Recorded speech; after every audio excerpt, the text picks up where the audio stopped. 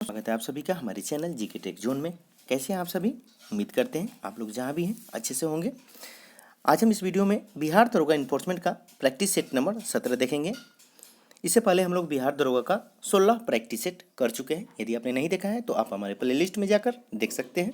यह practice set Rukmini प्रकाशन platform book से है, जो कि हमारे चैनल पर रोजाना चलाया जा रहा है। फ्रेंड्स, ये वीडियो आपके रिवीजन के दृष्टिकोण से बहुत ही ज़्यादा महत्वपूर्ण है। इसमें जितने भी क्वेश्चंस हैं सभी इंपॉर्टेंट हैं तथा सभी सेक्शन से क्वेश्चन लिया गया है, चाहे करेंट अफेयर्स हो, हिस्ट्री हो, पॉलिटी हो, ज्योग्राफी हो, यानी हर सेक्शन से क्वेश्चन को कवर किया गया है। इसलिए ये वीडियो आपके लिए बहुत ही ज़्यादा महत्वपूर्ण है। दोस्तों, कोशिश कीजिएगा इस वीडियो को लास्ट तक देखें। यदि वीडियो पसंद है तो वीडियो को लाइक कीजिएगा, दोस्तों में शेयर कीजिएगा, और अभी तक आप हमारे चैनल को सब्सक्राइब नहीं किए हैं तो प्लीज़ चैनल को सब्सक्राइब कर लें और बेल आइकन का बटन जरूर दबाइएगा, ताकि मैं जो भी वीडियो अपलोड करूंगा उसकी नोटिफिकेशन सबसे पहले आप लोगों तक पहुंचेगा, जिससे आप सभी वीडियो को देख पाएंगे। तो चलिए आज का मॉक टेस्ट शुरू करते हैं।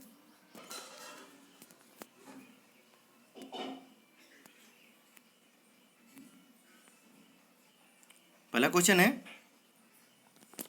इनमें से किसमें ऑक्सीजन के परमाणु सबसे कम होते हैं, यह बताना है। इसका सही आंसर हो जाएगा ऑप्शन नंबर बी, लिपिड्स। ठीक है, देखिए सबसे कम ऑक्सीजन के परमाणु लिपिड्स में होते हैं।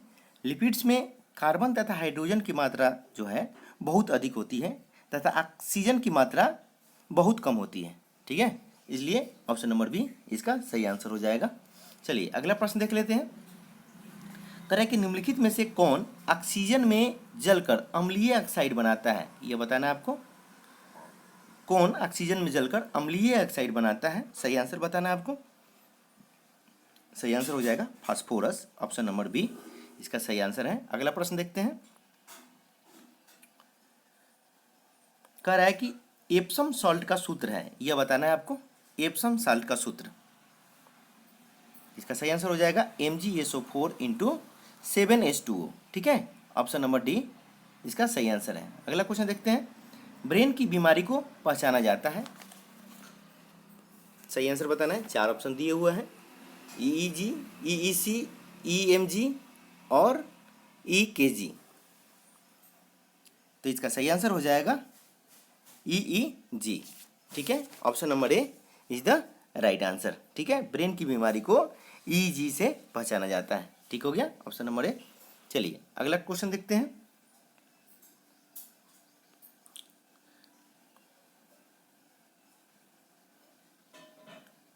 देख पा रहे हैं आप, एडवर्ड जेनर निम्नलिखित में से किस बीमारी से जुड़े हैं, यह बताना है आपको। एडवर्ड जेनर किस बीमारी से जुड़े हैं, इसका सही आंसर बताना है आपको। इसका सही आंसर हो जाएगा चेचक, ऑप्शन नंबर सी सही आंसर होगा। देखिए एडवर्ड जेनर चेचक बीमारी से जुड़े हैं, और जो चेचक होता है वो किस विषाणु के द्वारा फैलता है, तो उस विषाणु का नाम है वेरियोला विषाणु। ठीक है, ध्यान दीजिएगा, वेरियोला विषाणु के द्वारा चेचक फैलता है। ठीक है, और चेचक से पूरे शरीर जो होता है, पूरे शरीर को यह प्रभावित कर देता है। मतलब इसे भी ध्यान रखेंगे, एग्जाम के व्यू से इंपॉर्टेंट है। अगला क्वेश्चन देख लेते हैं।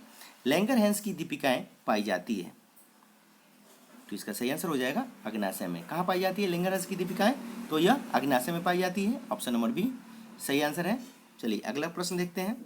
कह रहा है कि फूल गोभी का खाने योग्य भाग है, फूल गोभी का कौन सा भाग खाते हैं, ये बताना है।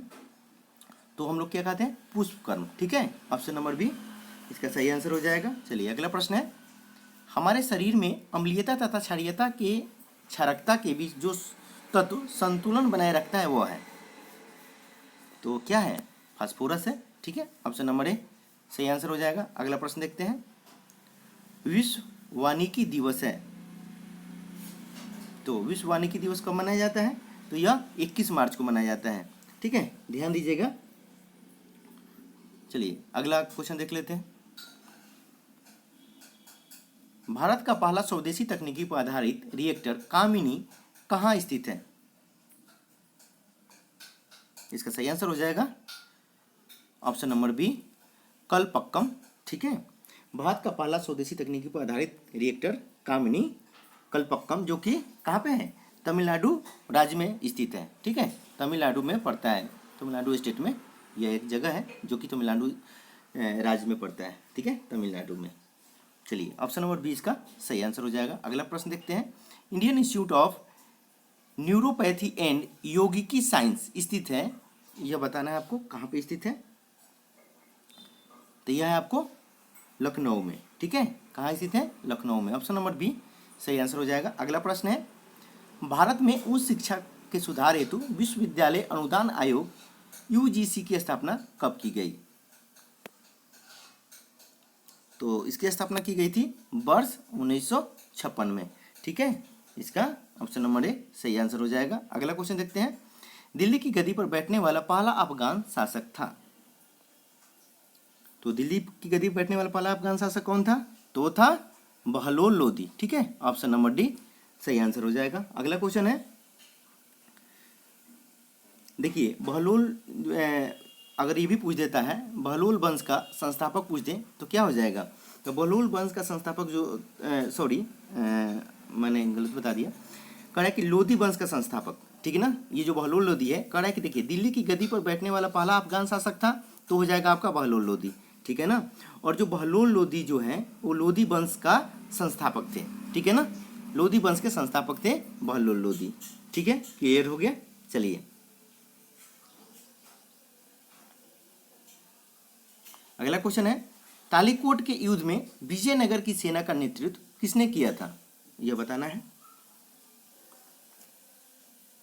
इसका सही आंसर हो जाएगा ऑप्शन नंबर सी राम राय, ठीक है। देखिए तालीकोट, जो कि तालीकोट का जो युद्ध हुआ था तो उस समय हुआ था आपको 1565 ईस्वी में, ठीक है, कब हुआ था, 1565 ईस्वी में, ध्यान दीजिएगा। 1565 ईस्वी में युद्ध में विजयनगर की सेना का नेतृत्व राम राय ने किया था, ठीक है, क्लियर हो गया आपका। ऑप्शन नंबर सी इसका सही आंसर हो जाएगा। चलिए अगला प्रश्न देख लेते हैं। क्षेत्रफल की दृष्टि से भारत का सबसे बड़ा जिला निम्न में से है, यह बताना है। तो इसका सही आंसर हो जाएगा ऑप्शन नंबर बी, क्या हो जाएगा, कच्छ, ठीक है। देखिए क्षेत्रफल की दृष्टि से भारत का सबसे बड़ा जिला कौन सा है, तो यह है कच्छ है, ठीक है। चलिए अगला क्वेश्चन देखते हैं। वो कौन सा राज्य है जिसकी स्थलीय सीमा एक ओर चीन से तथा दूसरी ओर पाकिस्तान से मिलती है।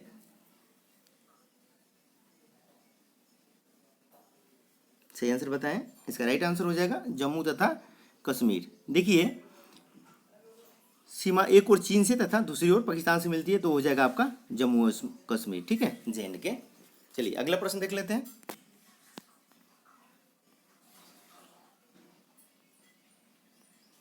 कह रहा है कि पांडिचेरी केंद्र शासित क्षेत्र निम्नलिखित में से कितने राज्यों में अवस्थित है, ठीक है। तो देखिए हम आपको बता दें यहाँ पे, इसका सही आंसर हो जाएगा ऑप्शन नंबर डी, कितना, डी, ठीक है। कितने राज्यों से हैं, तो हो जाएगा आपका 3 राज्यों से। वो 3 राज्य कौन कौन से हैं, तमिलनाडु, केरल और गोवा क्षेत्र, ठीक है, ये 3 राज्यों में मिलकर फैला हुआ है। लेकिन अगर यही दे देता कि पौंडीचेरी का केंद्र शासित प्रदेश का कितने जिलों में समावेश है, ठीक है, कितने जिलों में समावेश था, तो ये हो जाएगा आपके 4 जिलों में, ठीक है। तब ये हो जाएगा कितने जिलों में, 4 जिलों में। चलिए हम आपको एग्जाम के व्यू से कुछ बता देते हैं इंपॉर्टेंट। देखिए जो आपका पुदुचेरी जो कि केंद्र शासित प्रदेश, पुदुचेरी पहले पांडिचेरी, ठीक ना, पांडिचेरी नाम था। भारत गणराज्य का एक केंद्र शासित प्रदेश है, समझ रहे हैं आप, सभी को पता है, जो कि पहले यह फ्रांस के द्वारा इसे 138 वर्षों तक फ्रांसीसी शासन के अधीन रहा था। ये कितने वर्षों तक, पांडिचेरी को 138 वर्षों तक फ्रांसीसी शासन के अधीन रखे, ठीक है। उन्होंने भारत में फ्रांस का मुख्यालय मतलब उस समय वहाँ पे बना लिए थे, ठीक है। उन्होंने 138 वर्षों तक फ्रांसीसी शासन के अधीन रहा और 1 नवंबर 1954 को भारत में इसका विलय हो गया था। पांडिचेरी का कब विलय हुआ था, तो 1 नवंबर 1954 को भारत में इसका विलय हुआ था, ठीक है। तो ये चीज़ ध्यान रखेंगे इसमें।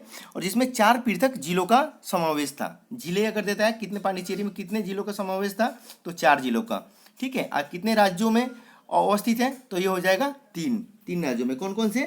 तो ये हो जाएगा तमिलनाडु, केरल और गोवा में, ठीक है। गोवा क्षेत्र तक ये फैला हुआ है। चलिए अगला प्रश्न देख लेते हैं। उम्मीद करते हैं आप समझ गए होंगे। देखिए दोस्तों, जो भी आपका क्वेरी है प्लीज़ कमेंट करके कमेंट सेक्शन में, अगर आपका कुछ क्वेश्चन है तो उसे आप पूछ सकते हैं। अगर मेरे से कुछ गलती हो गई है तो प्लीज़ आप हमें कमेंट सेक्शन में आप बता सकते हैं। आपका हार्दिक स्वागत है। नेपाल के पड़ोसी भारतीय राज्यों का सही युग्म है? इसका सही आंसर बताना है।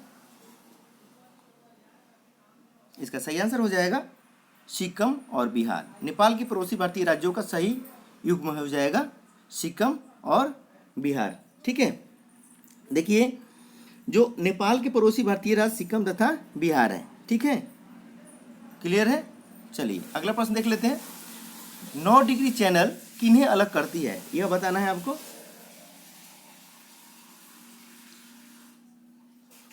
इसका सही आंसर हो जाएगा ऑप्शन नंबर सी। यह करती है लक्षद्वीप और मणिकाय को, ठीक है। ऑप्शन नंबर सी इसका सही आंसर हो जाएगा। चलिए अगला प्रश्न देखते हैं।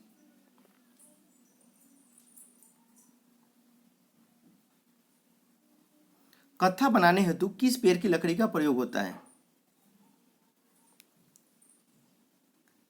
इसका सही आंसर हो जाएगा ऑप्शन नंबर बी, खैर, ठीक है। खैर के पेड़ की लकड़ी का प्रयोग होता है। ऑप्शन नंबर बी सही आंसर हो जाएगा। असहयोग आंदोलन कब वापस लिया गया? इसका सही आंसर होगा, बताना है आपको। तो इसका सही आंसर होगा ऑप्शन नंबर ए, ठीक है। 12 फरवरी 1922 को वापस लिया गया था, ठीक है ना। चलिए, और 1 अगस्त 1920 को असहयोग आंदोलन शुरू किया गया था, प्रारंभ किया गया था।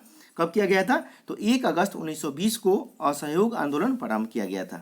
क्लियर हो गया?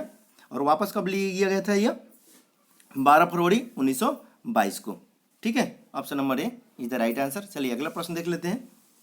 कह रहा है कि गांधी जी के साथ नमक सत्याग्रह का नेतृत्व किसने किया? इसका सही आंसर हो जाएगा सरोजनी नायडू, ठीक है। गांधी जी के साथ नमक सत्याग्रह का नेतृत्व सरोजनी नायडू ने किया। चलिए अगला क्वेश्चन देख लेते हैं। और देखिए, जो ये यहाँ पे जो एनी बेसेंट है, एनी बेसेंट ने सितंबर 1916 में मद्रास में होम रूल लीग की स्थापना की थी, ठीक है। ये भी ध्यान रखेंगे, ये भी इंपॉर्टेंट है आपके एग्जाम के व्यू से। तो एनी बेसेंट ने सितंबर 1916 में मद्रास में होम रूल लीग की स्थापना की थी, ठीक है। चलिए अगला प्रश्न देखते हैं। कहता है कि सुमेलित करना है सूची 1 को सूची 2 के साथ, ठीक है। यहाँ पे सूची 1 सूची 2 के साथ इसको करना है और आपको बता, इसको हम जूम आउट कर देते हैं ताकि आपको इसके सभी ऑप्शन दिख जाए। इसका सही आंसर बताना है। इसका सही आंसर हो जाएगा, चलिए हम आपको बताते हैं। ये बाल विवाह, तो बाल विवाह MG रनाडे, ठीक है। और उसके बाद क्या है? ठगी प्रथा का अंत, ये किसने किया था? तो यह हो जाएगा आपका कर्नल स्लीमैन। और विधवा पूर्ण विवाह, तो यह किसका हो जाएगा? ईश्वरचंद्र विद्यासागर। और पिंडारियों का दमन, तो यह हो जाएगा आपका, जल्दी से बताइए, लॉर्ड हेस्टिंग्स, ठीक है। तो ऑप्शन नंबर क्या हो जाएगा इसका? Option number A is the right answer. Clear हो गया? देख लिया आपने? चलिए आगे बढ़ते हैं।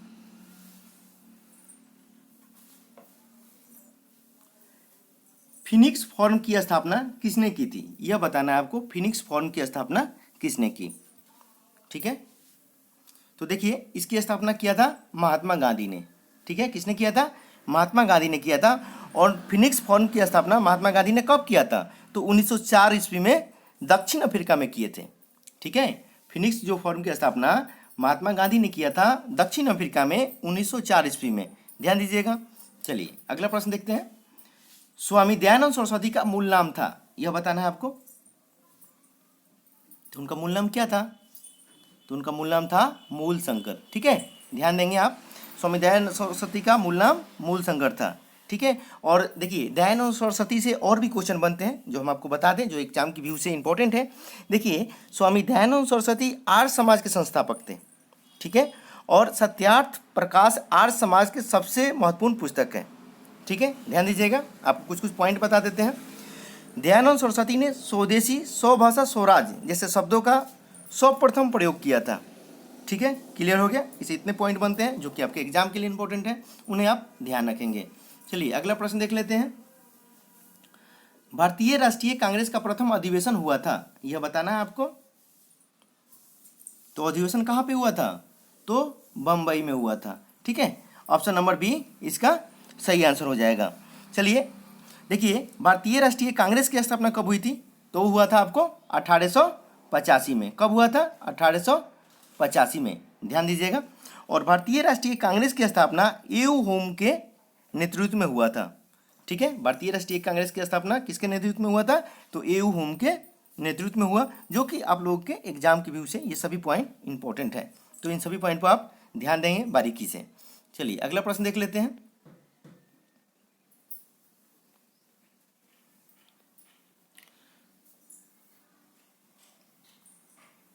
देख पा रहे हैं आप, हाल ही में किन्हें प्रदीप कुमार सिन्हा के स्थान पर नए कैबिनेट सचिव के रूप में नियुक्त किया गया है? आप सभी को पता होगा, करेंट देख रहे हैं तो इन्हें किसे पर किया गया है नियुक्त? इसका सही आंसर बताना है कि ये किया गया है राजीव गौबा को। ठीक है, ऑप्शन नंबर बी सही आंसर हो जाएगा। चलिए अगले प्रश्न की तरफ देखते हैं।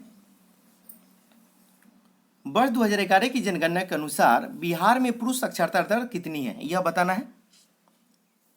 तो ये हो जाएगा आपको 71.20। ठीक है, 20। क्लियर हो गया, ऑप्शन नंबर सी इसका राइट आंसर हो जाएगा। चलिए अगला प्रश्न देख लेते हैं। कह रहा है, निम्नलिखित में से किस ई कॉमर्स कंपनी ने देश में एक सैन वेंटरनस एम्प्लॉयमेंट प्रोग्राम शुरू किया है, जिनके तहत वह देश भर में सैन्य परिवार के लिए काम के अवसर पैदा करेगा? सही आंसर होगा इसका क्या, बताएं आप। यह हो जाएगा आपका अमेजन इंडिया। ठीक है, ऑप्शन नंबर बी सही आंसर हो जाएगा। चलिए अगला प्रश्न देख लेते हैं। प्रसिद्ध पुस्तक द गर्ल इन रूम 105 के लेखक कौन है? सही आंसर है इसका Chetan Bhagat. Option number A is the right answer. Next question है, जो देश चरागाहों का स्वर्ण कहलाता है वह है? सही आंसर हो जाएगा, जल्दी से बताएं, न्यूजीलैंड। ठीक है, option number C is the right answer. अगला क्वेश्चन देख लेते हैं। कपास की खेती के लिए सर्वाधिक महत्वपूर्ण मिट्टी है? कई सेटों में हमने बताया भी होगा आपको, अगर आपने हमारा सेट किए होंगे तो। सही आंसर हो जाएगा काली मिट्टी। ठीक है, option number B is the right answer. Next question देखते हैं। संतोष ट्रॉफी 2018 19 अप्रैल 2019 में कहाँ संपन्न हुआ, यह बताना है आपको। इसका जल्दी से सही आंसर बताएं, इसका राइट आंसर क्या होगा।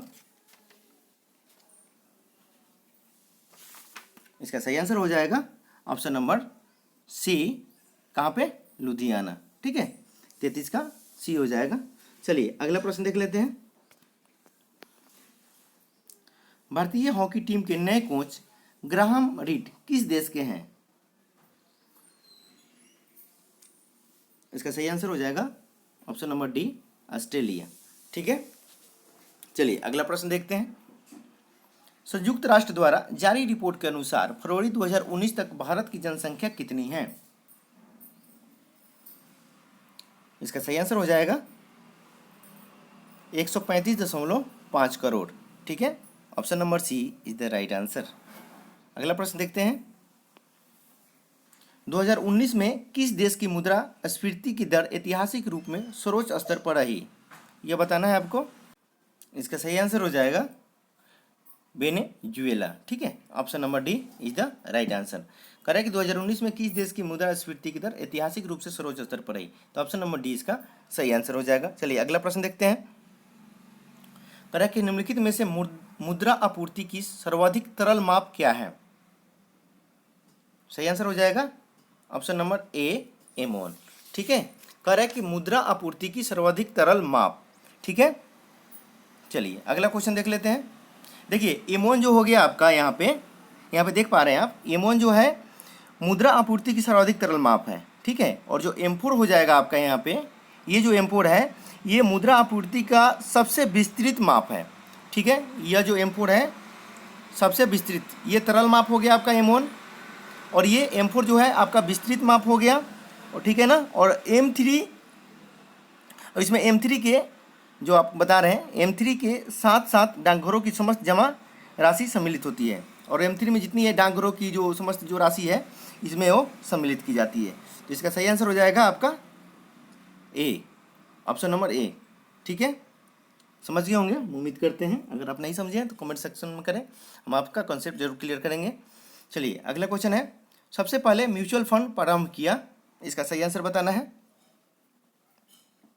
इसका सही आंसर हो जाएगा यूटीआई। ठीक है, तो देखिए यूटीआई का क्या होता है, यूनिट ट्रस्ट ऑफ इंडिया, ठीक है ना, जो कि म्यूचुअल फंड की शुरुआत किया था। चलिए अगला प्रश्न देख लेते हैं। अंतर्राष्ट्रीय मुद्रा कोष के गवर्नर मंडल का पदेन गवर्नर होता है भारत का, यह बताना है आपको। ये हो जाएगा आपका वित्त मंत्री। ठीक है, ऑप्शन नंबर सी सही आंसर हो जाएगा इसका। चलिए अगला प्रश्न देखते हैं। अंतर्राष्ट्रीय पुनर्निर्माण एवं विकास बैंक की स्थापना हुई, सही आंसर बताना है आपको। इसकी स्थापना हुई थी 1945 में। ठीक है, option number B is the right answer. Next question है, सार्क के सदस्य राष्ट्रों की संख्या है, बताना है आपका सही आंसर इसमें कौन सा होगा। देखिए सार्क के सदस्यों की संख्या जो है अभी वर्तमान में कितनी हो गई है, 8 हो गई है। पहले ये कितनी थी, 7 थी। ठीक है, तो 8वां कौन सा जुड़ा, तो अफगानिस्तान। ठीक है, देखिए इसमें शामिल हो कब हुआ था अफगानिस्तान, तो 3 अप्रैल 2007 को अफगानिस्तान जो है सार्क सार्क के सदस्यों में शामिल हो गया। तो अभी तो कुल राष्ट्रों की संख्या कितनी हो गई है, 8 हो गई है। कौन कौन से हैं इसमें 8 सदस्य, अफगानिस्तान, बांग्लादेश, भूटान, भारत, नेपाल, मालदीव, पाकिस्तान और श्रीलंका। ठीक है, और देखिए इसका पूछ देता है कि ये सार्क क्या हुआ, तो यह है आपका दक्षिण एशियाई क्षेत्रीय सहयोग संगठन। ठीक है, और इसका एब्रीविएशन हो जाएगा आपका south Asian association for regional corporation. ठीक है, चलिए आपका क्लियर हो गया होगा, हम उम्मीद करते हैं। अगला प्रश्न देख लेते हैं। हाँ, एक चीज आपको मैंने नहीं बताया, इसकी स्थापना कब हुई थी। सार्क की अगर स्थापना पूछता है तो इसकी स्थापना कब हुई थी, तो इसकी स्थापना हुई थी 8 दिसंबर 1985 को। 8 दिसंबर 1985 को, ध्यान दीजिएगा, इससे इतने इंपॉर्टेंट क्वेश्चन है जो कि आपके एग्जाम के लिए इंपॉर्टेंट है। चलिए क्लियर हो गया, अगला प्रश्न देखते हैं। क्वेश्चन नंबर 42, एक मनुष्य का तापक्रम 60 डिग्री सेल्सियस है, तो इसका तापक्रम फ़ारेनहाइट में क्या होगा। इसका सही आंसर हो जाएगा ऑप्शन नंबर ए 140 डिग्री फ़ारेनहाइट। ठीक है, अगर आप चाहते हैं कि इसका हम आपको निकाल के बताएं तो अब इसमें वीडियो काफ़ी लंबा बन जाएगा, तो प्लीज़ कमेंट कीजिए कमेंट सेक्शन में, हम आपको एक छोटा सा वीडियो बना देंगे ताकि आप जितने भी तापक्रम है फ़ारेनहाइट है वो आप निकालना अच्छी तरह सीख पाएंगे। चलिए अगला प्रश्न देखते हैं। भारत में नियोजन की अवधारणा सर्वप्रथम किसके द्वारा विकसित किया गया। इसका सही आंसर हो जाएगा option number A M Visvesvaraya. ठीक है, option number A is the right answer. चलिए अगला प्रश्न देख लेते हैं। बीमेश्वर प्रक्रम से बनाया जाता है, इसका सही आंसर बताना है। तो इसका सही आंसर हो जाएगा इस्पात। ठीक है, ऑप्शन नंबर सी इसका सही आंसर हो जाएगा। चलिए अगला प्रश्न देखते हैं। अगला प्रश्न है, देख पा रहे हैं आप, इजराइल द्वारा प्रक्षेपित किए गए पहले पर्यावरण अनुसंधान सैटेलाइट का क्या नाम है। इजराइल द्वारा प्रक्षेपित किए गए, ठीक है, इजराइल के द्वारा यह बताना है। तो किया गया था इसमें क्या, तो वीनस। ठीक है, ऑप्शन नंबर बी इसका सही आंसर हो जाएगा। चलिए अगला प्रश्न देख लेते हैं। कह रहा है कि निम्नलिखित में से किसे सिडबी के चेयरमैन एवं प्रबंध निर्देशक नियुक्त किया गया, यह बताना है आपको। तो किसे किया गया था, तो मोहम्मद मुस्तफ़ा को। ठीक है, ऑप्शन नंबर ए इसका सही आंसर हो जाएगा। अगला प्रश्न है कि हवाई जहाज में फाउंटेन पेन से स्याही बाहर निकल आती है क्योंकि, आपने पढ़ा होगा निचले क्लास में, और उसी से रिलेटेड क्वेश्चन है साइंस के, आपको मिले होंगे। तो इसका सही आंसर हो जाएगा, देखिए ऊंचाई बढ़ने से वायु दाब में कमी होती है। ठीक है ना, इसी का यही कारण है मैं, ऑप्शन नंबर ए इसका सही आंसर हो जाएगा। चलिए अगला प्रश्न देख लेते हैं। निम्नलिखित में से किस खाड़ी देश ने विदेशी नागरिकों को अस्थायी नागरिकता प्रदान करने के लिए मंजूरी प्रदान की। तो इसका सही आंसर हो जाएगा कतर। ठीक है, option number C right answer है। अगला प्रश्न देखते हैं। ए रेड लेटर डे का अर्थ होता है, यह बताना है। इसका अर्थ होता है एक महत्वपूर्ण दिवस। क्या होता है? एक महत्वपूर्ण दिवस। Option number B is the right answer. अगला प्रश्न है, कहता कि डायलेक्सिया संबंधित है। डायलेक्सिया किसी से संबंधित है, यह बताना है। तो देखिए, डायलेक्सिया बेमेल अक्षरों को पढ़ने में कठिनाई से संबंधित है। ठीक है, ऑप्शन नंबर ए इसका सही आंसर हो गया। ठीक है, क्लियर है। अगला प्रश्न देख लेते हैं। अप्रैल 2019 में प्रकाशित विजडेन के 156वें संस्करण में 2018 के 5 क्रिकेटरों में किस भारतीय खिलाड़ी को स्थान प्राप्त हुआ है? ठीक है, विजडेन में जो प्रकाशित जो होती है उसमें 5 क्रिकेटर के नाम बताना है। 2018 के 5 क्रिकेटर में से किस भारतीय खिलाड़ी को स्थान प्राप्त हुआ था उसमें, यह बताना है। इसका सही आंसर बताना है आपको। जल्दी से इसका आंसर बताएं। इसका सही आंसर हो जाएगा विराट कोहली का। ठीक है, option number C is the right answer. अगला प्रश्न देखते हैं। कह रहा है कि MMR का टीका दिया जाता है, यह बताना है। ये बच्चों को दिया जाता है, छोटे बच्चों को। तो ये किस चीज़ के टीके हैं, यह बताना है आपको। तो ये हो जाएगा आपका, देखिए, MMR से, M से मम्स, मिसल्स, और R है, इससे आप पकड़ सकते हैं रेबीज। क्लियर हो गया, ऑप्शन नंबर डी। अगर एग्जाम में आता है तो यहाँ आप थोड़ा सा ये साइकोलॉजी भी इसका लगाएंगे यहाँ पे ट्रिक तकनीक, और इससे आप अनुमान लगाकर भी सही कर सकते हैं अगर आपको याद नहीं है तो। मतलब परीक्षा है, अगर सही हो जाता है तो, वैसे भी आप गलत कर रहे हैं। तो इसका सही आंसर क्या हो जाएगा? Option number D. चलिए अगला प्रश्न देख लेते हैं। 27 मार्च 2019 को भारत द्वारा सफल एंटी सैटेलाइट मिसाइल परीक्षण कहाँ से किया गया? तो सही आंसर हो जाएगा चेन्नई। ठीक है, ऑप्शन नंबर नहीं सॉरी, इसका था 27 मार्च 2019 को भारत द्वारा सफल एंटी सैटेलाइट मिसाइल परीक्षण कहाँ से किया गया? तो इसका सही आंसर हो जाएगा डॉक्टर अब्दुल कलाम द्वीप से। ठीक है, इसका ऑप्शन नंबर बी सही आंसर हो जाएगा। ठीक है ना। चलिए अगला प्रश्न देख लेते हैं। 53 का बी कीजिएगा सही।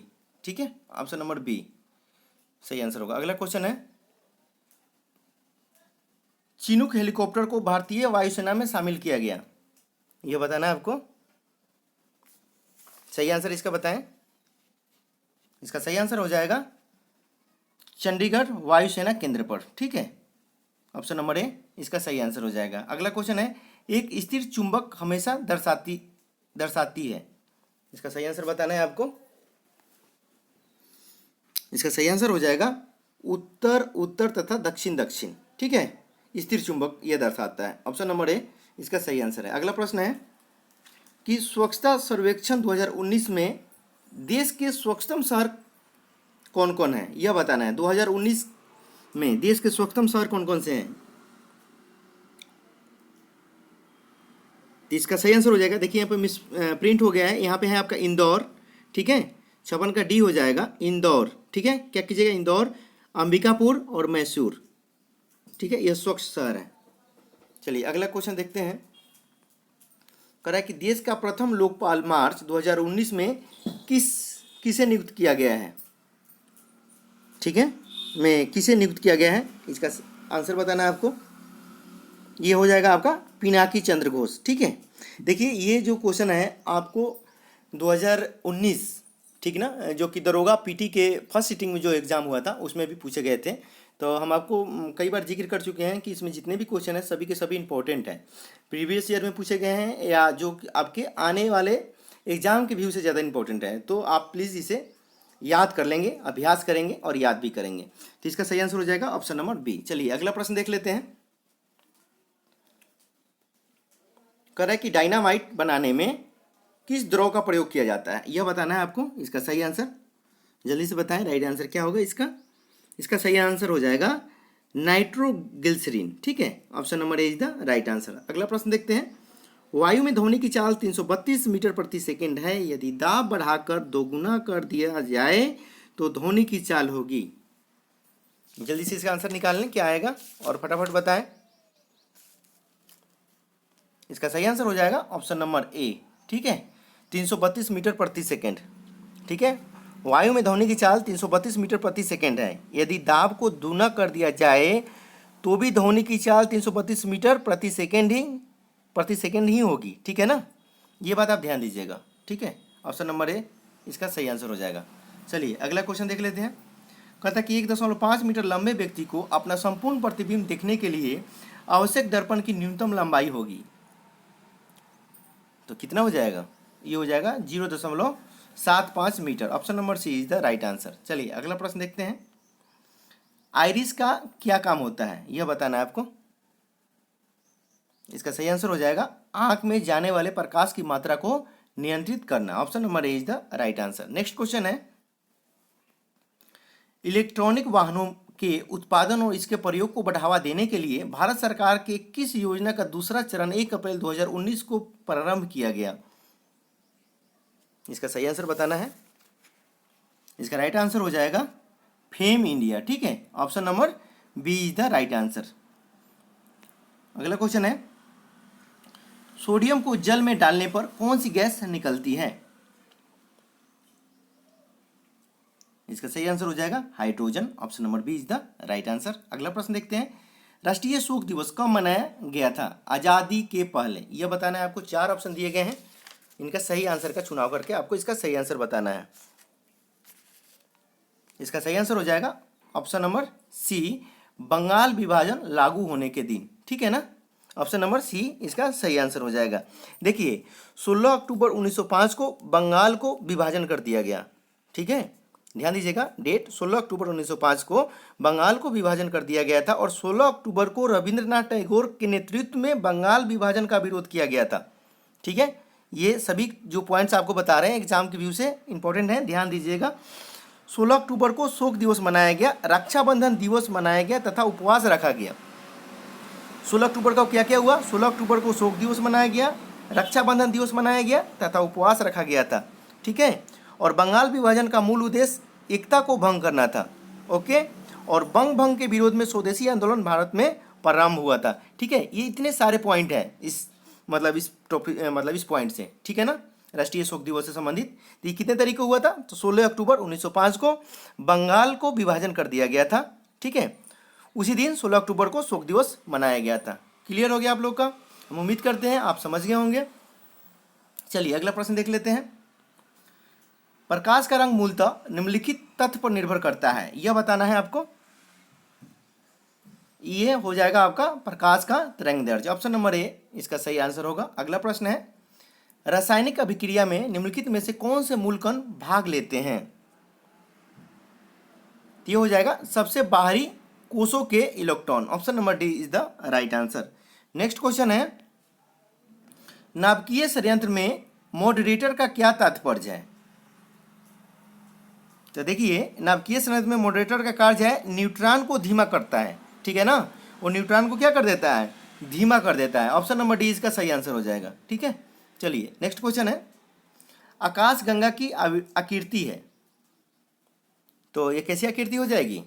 सर्पिलाकार, ठीक है। Option number B is the right answer. Next question है, मैग्मा क्या है? ठीक है, मोस्ट इंपॉर्टेंट क्वेश्चन है, ये आपको ज्योग्राफी का है, तो आप पढ़े होंगे तो आपको पता होगा कि मैग्मा क्या है, ठीक है।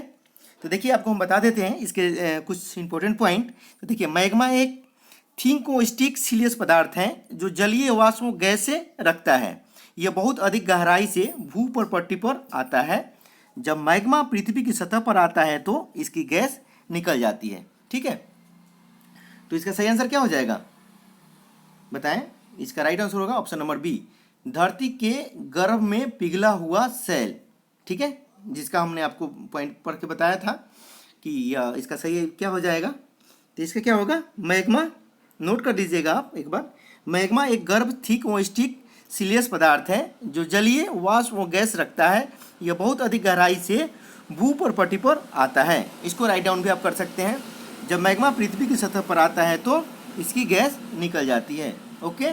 चलिए नेक्स्ट क्वेश्चन देखते हैं, निम्नलिखित में से कौन सी गैस चूना जल को दूधिया कर देती है? यह बताना है। तो सही आंसर हो जाएगा कार्बन डाइऑक्साइड, ठीक है। Option number A is the right answer. चलिए अगला प्रश्न देखते हैं। अगला प्रश्न है कि पृथ्वी की भूपटपट्टी पर कौन सी धातु बहुतायत में मिलती है? ठीक है, तो क्या मिलता है? एल्यूमिनियम। ठीक है, ऑप्शन नंबर ए सही आंसर हो जाएगा। चलिए अगला प्रश्न देख लेते हैं। बिहार में लाल बलुई मिट्टी का विस्तार पाया जाता है, कहाँ पाया जाता है भाई? ये बताना है आपको, जल्दी से बताएं सही आंसर क्या होगा इसका। इसका सही आंसर हो जाएगा रोहतास एवं कैमूर के पठारी भाग में। ठीक है, ऑप्शन नंबर सी इसका सही आंसर हो जाएगा। चलिए अगला प्रश्न देख लेते हैं। सूर्य तारों के उस परिवार से संबंध रखता है जिसे कहा जाता है, यह बताना है आपको। सही आंसर हो जाएगा रेड ज्वाइंट। ठीक है, ऑप्शन नंबर ए इसका सही आंसर हो जाएगा। चलिए अगला प्रश्न देखते हैं। इंसुलिन का स्राव किससे होता है? यह हो जाएगा आपका पैनक्रियाज। ठीक है, option number D right answer हो जाएगा। नेक्स्ट क्वेश्चन देखते हैं। गंगा के मैदान की पुरानी कछारी मिट्टी कहलाती है, तो क्या कहलाती है? बांगर। ठीक है, ऑप्शन नंबर बी सही आंसर है। अगला क्वेश्चन है। भाषीय आधार पर राज्यों के निर्माण के लिए बने प्रथम राज्य पुनर्गठन आयोग का चेयरमैन कौन था? जो भाषा के आधार पर राज्यों का जो गठन किया गया था, तो यह पूछ रहा है कि उसके प्रथम आयोग का चेयरमैन कौन था, प्रथम राज्य पुनर्गठन आयोग का चेयरमैन कौन था, यह बताना है आपको। तो उसके कौन थे? सईद फजल अली थे। ठीक है, option number A is the right answer हो जाएगा। चलिए देखिए, प्रथम राजभाषा आयोग का गठन राष्ट्रपति ने 1955 ईस्वी में श्री बीजे खरे की अध्यक्षता में कराया था, इसे भी आप याद रखेंगे। चलिए अगला क्वेश्चन है। भारत के गवर्नर जनरल को अध्यादेश जारी करने का अधिकार किस अधिनियम द्वारा प्रदान किया गया? इसका सही आंसर हो जाएगा भारतीय परिषद अधिनियम 1861। चलिए option number B is the right answer 77 का। चलिए नेक्स्ट क्वेश्चन है। अमेजन विश्व की सबसे बड़ी नदी योजना, जो कि अनोखी वनस्पति और जीव जंतु का एक घर भी है, मुख्यतः किस राज्य में अवस्थित है, यह बताना है आपको। 4 ऑप्शन विकल्प दिए हैं, आपको सही आंसर बताना है। यह हो जाएगा आपको ब्राजील में। ठीक है, ब्राजील में अवस्थित है, ऑप्शन नंबर बी सही आंसर हो जाएगा। अगला क्वेश्चन है। किस वर्ष भारत में ओलंपिक खेलों में हॉकी का पहला स्वर्ण पदक जीता? ठीक है, जो कि भारत का राष्ट्रीय खेल है। स्वर्ण पदक कब मिला था, यह बताना है आपको। तो यह मिला था आपको कब? 1928 में। ठीक है, 1928 में भारत ने ओलंपिक खेलों में हॉकी का पहला स्वर्ण पदक जीता था। चलिए option number B is the right answer. अगला क्वेश्चन देखते हैं। चिदंबरा नामक पुस्तक किसके द्वारा लिखी गई है, यह बताना है। तो इसका सही आंसर हो जाएगा सुमित्रानंद पंत के द्वारा लिखी गई है। ठीक है, चलिए अगला प्रश्न देखते हैं। 19वीं शताब्दी में के विख्यात भारतीय शायरा मिर्जा गालिब ने प्रमुख रूप से 2 भाषाएं में लिखा है हुए हैं। देखिए कह रहा है कि 19वीं शताब्दी के विख्यात भारतीय शायर मिर्जा गालिब ने प्रमुख रूप से 2 भाषाएं में लिखा है। वे कौन कौन सी भाषाएं हैं जो लिखी हैं शायर मिर्जा गालिब?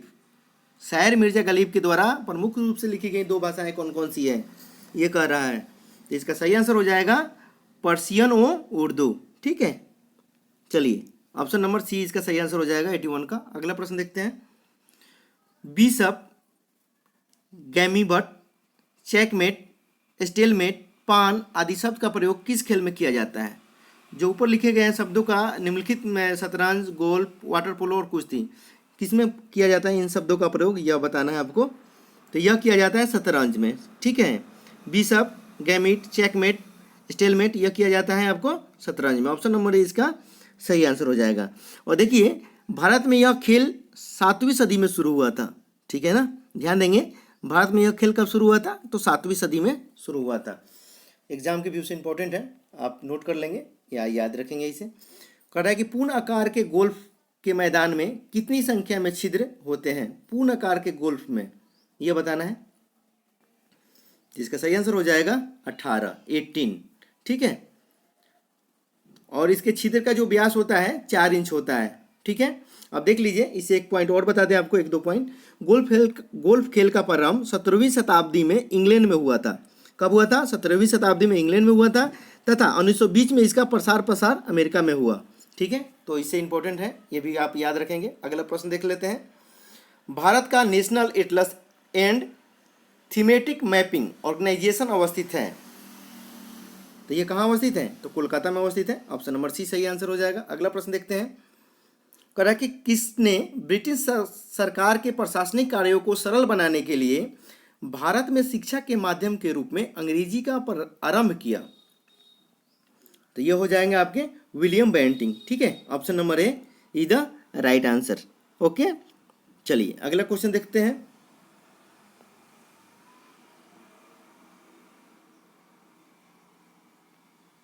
देख पा रहे हैं, बेगम अख्तर का नाम किससे संबंध है? यह बताना है आपको, जल्दी से बताएं। इसका सही आंसर क्या होगा? इसका सही आंसर हो जाएगा शास्त्रीय गजल और ठुमरी। ठीक है, ऑप्शन नंबर बी इसका सही आंसर हो जाएगा। चलिए अगला प्रश्न देख लेते हैं। भारत सरकार के द्वारा, इसका 86 का बी कीजिएगा, ठीक है ना। चलिए 87 देखते हैं।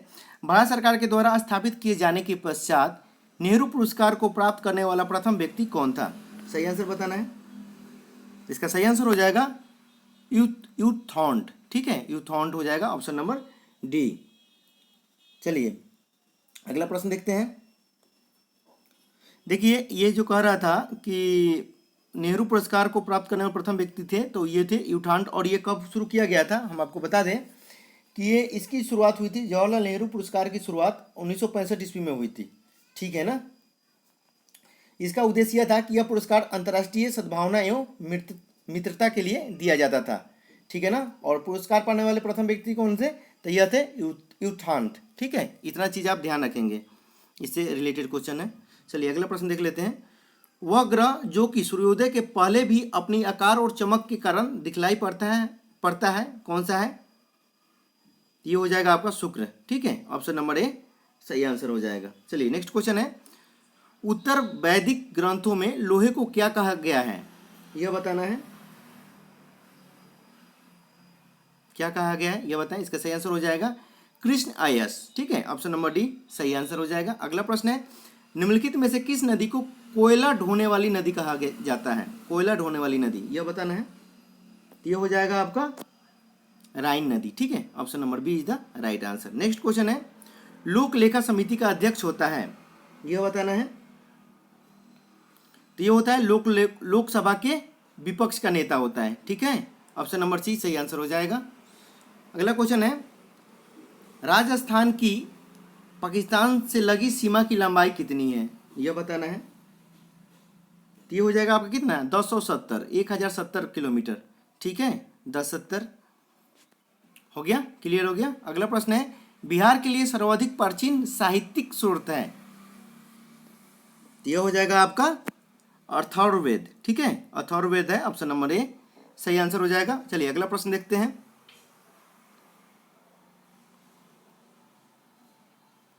कह रहा है कि निम्नलिखित में से किस रंग की किरणों का विक्षेपण सबसे कम होता है?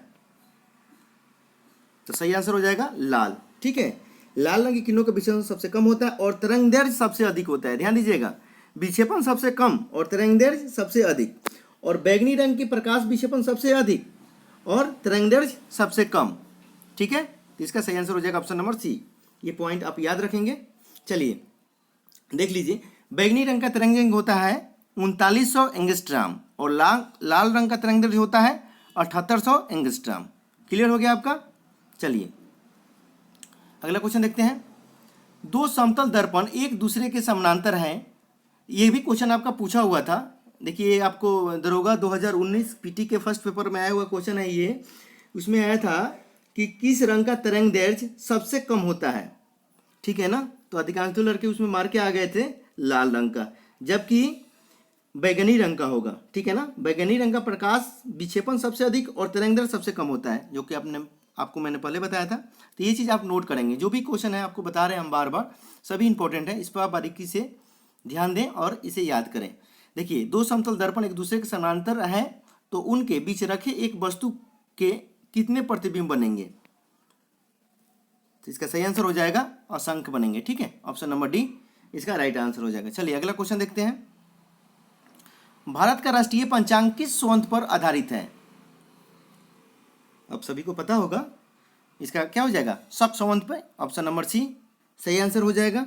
देखिए, राष्ट्रीय पंचांग 22 मार्च 1957 ईस्वी को अपनाया गया था। कब अपनाया गया था? 22 मार्च 1957 ईस्वी को अपनाया गया था और विक्रम संवत 58 BC में चलाया गया। क्लियर हो गया। चलिए अगला प्रश्न देख लेते हैं।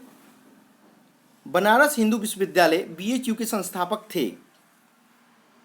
इसके संस्थापक कौन थे? मदन मोहन मालवीय। ठीक है, ऑप्शन नंबर सी इसका सही आंसर हो जाएगा। और BHU की स्थापना फरवरी 1916 में किया गया था। कब किया गया था? फरवरी 1916 में किया गया था। ठीक है, ध्यान दीजिएगा आप, BHU की स्थापना।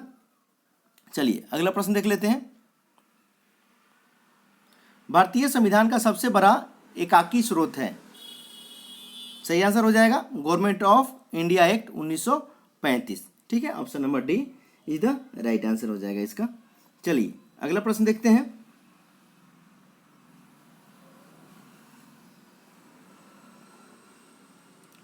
कह रहा है कि ESPN इंडिया द्वारा 2018 का सर्वश्रेष्ठ पुरुष खिलाड़ी किसे घोषित किया गया? यह बताना है आपको। इसका सही आंसर बताएं कमेंट करके, कमेंट सेक्शन में राइट आंसर क्या होगा। इसका सही आंसर हो जाएगा नीरज चोपड़ा। ठीक है, ऑप्शन नंबर बी। ओके, चलिए नेक्स्ट क्वेश्चन देखते हैं। कह रहा है कि संविधान के किस अनुच्छेद द्वारा संसद की संयुक्त बैठक का प्रावधान किया गया है? यह बताना है। इसका सही आंसर क्या हो जाएगा? जल्दी से कमेंट सेक्शन में कमेंट करके जरूर बताइएगा इसका राइट आंसर क्या है। और इसका अगर आप जानते हैं तो पूरा डिटेल में इसका जिक्र कीजिएगा। इसका सही आंसर हो जाएगा अनुच्छेद 108। ठीक है, ऑप्शन नंबर बी इसका सही आंसर हो जाएगा। ठीक है, देखिए संविधान के अनुच्छेद 108 द्वारा संसद की संयुक्त बैठक का प्रावधान किया गया है। क्लियर हो गया। देखिए, और ये कह रहा है कि संयुक्त अधिवेशन बुलाने की घोषणा राष्ट्रपति द्वारा किया जाता है। क्लियर। और राष्ट्रपति की घोषणा के बाद यदि लोकसभा भंग हो जाती है तो भी अपनी नियत तिथि पर ही संयुक्त अधिवेशन होगी। मतलब इससे रिलेटेड जो भी पॉइंट है हम आपके एग्जाम के व्यू से आपको बताते रहें ताकि आपको एग्जाम में काफ़ी मदद मिलेगा। तो दोस्तों यहाँ पे आप लोग का प्रैक्टिस सेट नंबर 17 कंप्लीट हो जाता है। ये वीडियो आप लोग को कैसा लगा है प्रैक्टिस सेट? यदि अच्छा लगा हो तो वीडियो को लाइक कीजिएगा। अगर ये आप लोगों के लिए अगर थोड़ा सा भी हेल्पफुल हो तो इसे ज़रूर लाइक कीजिएगा।